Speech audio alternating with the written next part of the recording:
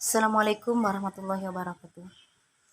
Ukhti yang dirahmati Allah, siang ini saya ingin berbagi ilmu ataupun sharing dalam hal-hal kebaikan, dalam perkara kebaikan. Kenapa Allah dan Rasul-Nya memberikan larangan pada suatu perkara? Setiap yang dilarang oleh Allah dan Rasul itu pasti memiliki mudarat-mudarat tertentu. Pasti sisi negatifnya. Seperti Rasulullah melarang kita tidak boleh marah. Kenapa tidak boleh marah? Karena akibat dari kemarahan seseorang itu bisa menimbulkan permasalahan-permasalahan yang fatal. Bisa membuat orang lain sakit hati, dendam, bahkan sampai tingkat pembunuhan dari amarah tersebut. Maka kata Rasulullah dalam hadisnya, laisya syadidu bisur'ati, innama syadidul ladzi yamliku nafsahu indal ghadab.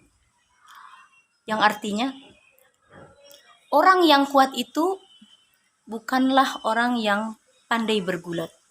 Akan tetapi, orang yang kuat itu adalah orang yang sanggup menahan hawa nafsunya manakala ia marah. Jadi, sudah jelas dalam penjelasan Rasulullah SAW bahwa orang yang dikatakan gagah, orang yang dikatakan kuat itu adalah bukan berarti orang yang mampu bergulat, pandai bertengkar, pandai mengumbar hawa nafsu, pandai mengumbar amarah. Tapi dia bisa menahan amarah manakala ia sedang marah.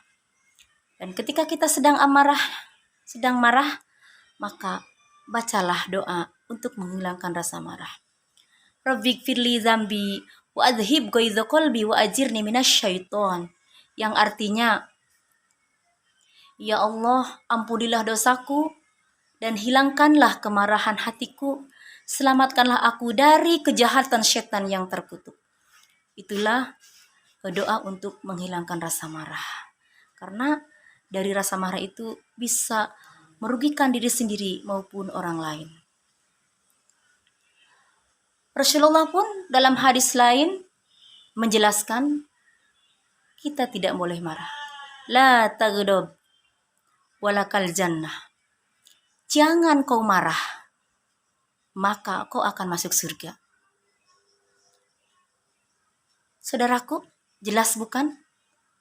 Ketika kita menahan rasa marah manakala sedang marah, dan ketika kita tidak marah bisa menahannya, maka Allah akan memasukkan kita ke dalam surga. Amin ya rabbal alamin.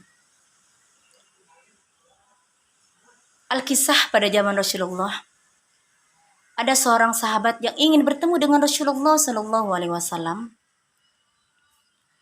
Padahal sahabat Rasulullah itu untuk menempuh tempat kediaman kekasih Allah itu Rasulullah Shallallahu Alaihi Wasallam itu sangat jauh.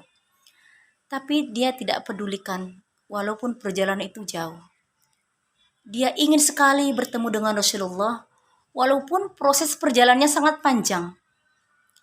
Penuh lelah, berhari-hari di jalan, kehausan, kelelahan, tapi dia tetap gigih ingin bertemu dengan Rasulullah.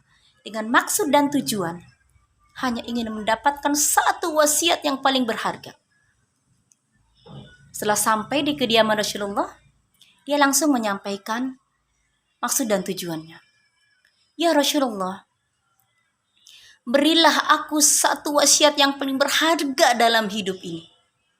Karena aku jauh-jauh datang dari sana menuju rumahmu, hanya ingin satu wasiat yang berharga untuk diriku, untuk kehidupanku. Rasulullah menjawab, la tagdob. Kemudian laki-laki itu bertanya lagi, kemudian apa lagi ya Rasulullah? Rasulullah menjawab dengan nada yang sama, la tagdob. Lalu laki-laki itu bertanya lagi. Kemudian apalagi ya Rasulullah? Rasulullah tetap menjawab dengan nada yang sama. La tagdob. Jadi tidak boleh marah. Betapa pentingnya larangan-larangan kita tidak boleh marah. Insya Allah. Ketika kita bisa menahan hawa marah, ketika kita bisa menahan hawa nafsu, amarah, angkara murka, insya Allah oleh Allah akan dibalas dengan balasan yang mulia. Sebagaimana hadis Rasulullah dalam hadisnya, "Man qadama ghaidon wa huwa qadiru ala ayyung fidahu da'ahu azza wa jalla ala ru'usil khalaiki yaumal qiyamati hatta yukhayyarul aini masa." Yang artinya, barang siapa menahan amarah padahal ia mampu melakukannya, pada hari kiamat Allah akan memanggilnya di hadapan seluruh para makhluk. Kemudian Allah menyuruhnya untuk memilih bidadari yang ia sukai. Subhanallah, saudaraku. Betapa mulianya, betapa indahnya balasan-balasan yang Allah berikan kepada orang-orang yang bisa menahan hawa nafsu padahal ia melakukannya, mampu melakukannya.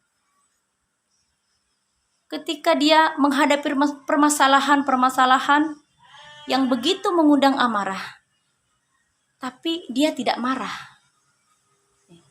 maka kita akan masuk surga. Jelas saudaraku, mari kita manage hati kita, pikiran kita, supaya kita terhindar daripada rasa marah. Terkadang marah itu selalu datang setiap hari, tanpa diduga dan disangka.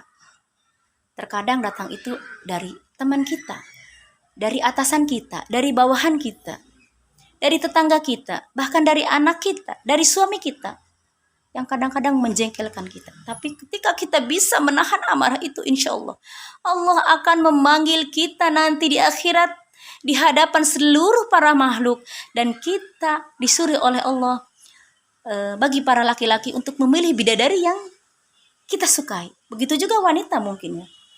Disuruh oleh Allah untuk memilih laki-laki yang paling tampan. Mungkin ada bidadari, kalau perempuan, kalau untuk laki-laki mungkin seperti itu. Persamaan daripada lawan jenis daripada bidadari. Kita disuruh memilih untuk laki-laki yang paling tampan. Subhanallah. Semoga kita termasuk orang yang sabar, bisa menahan hawa marah. Semoga bermanfaat. Assalamualaikum warahmatullahi wabarakatuh.